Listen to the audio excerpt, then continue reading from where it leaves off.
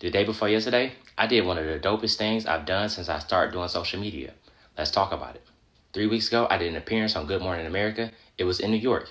I flew back here to Vegas. As soon as I got off the plane, my dad called me and he said, hey, it's this guy you've been watching on YouTube for a long time. His name is Kev On Stage. And the video just popped up of him saying, basically, you too big to be on the show, but he would love for you to be on the show, but you too Hollywood.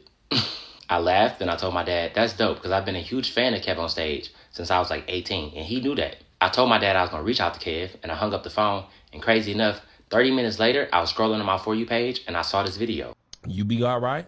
We love you here down at Kev On Stage. We hope you win everything and get everything. God don't make no mistakes. I reached out to him, and I told him I was coming on the show. I told him I had to shoot with Chipotle. Wow. Yeah. Good morning, good morning, good morning, good morning. Wow. And I would come out the day before and drive to his studio. The shoot with Chipotle was in Orange County. His studio is in LA.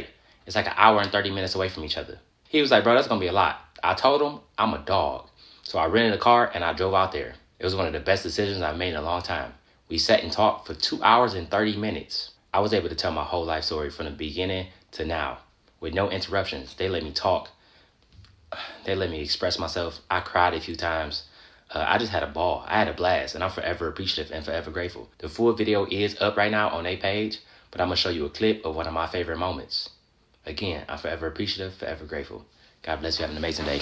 The clip is about to start now. I just was like, oh, I can actually be somebody. Yeah. For the first time in my life, God damn, I'm getting choked up. For the first time in my life, I was like, oh, I can actually be worthy of something. Yeah. Because up to that point, I never thought that was like in a reality. Yeah. So I went to States. I was 17. Right after that, I tried to commit suicide. Oh. Yeah. God damn it, I'm getting choked up. It's okay. Feeling. So me and my dad, our relationship was still rocky, and it was one of those things where I was like, I've made it. I'm doing everything that you've always wanted me to do. Yeah. I'm doing well in school. I'm not smoking no more. I'm not hanging out with the people you didn't want me to hang out with.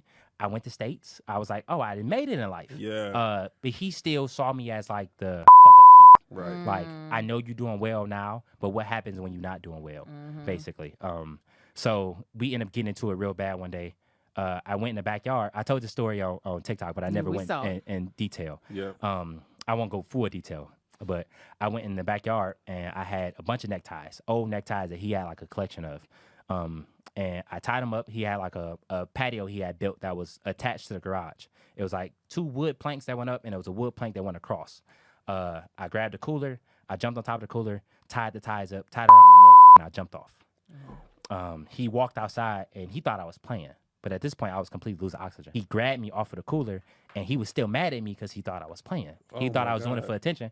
But if it wasn't for him walking out and pushing the cooler back under my feet, I wouldn't be here today.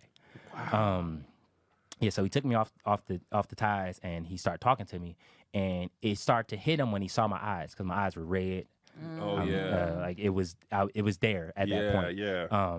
And he just was basically like telling me he loved me, he appreciated me.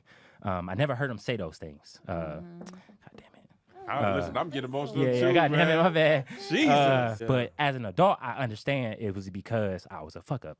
It wasn't because he didn't love me or he didn't support me.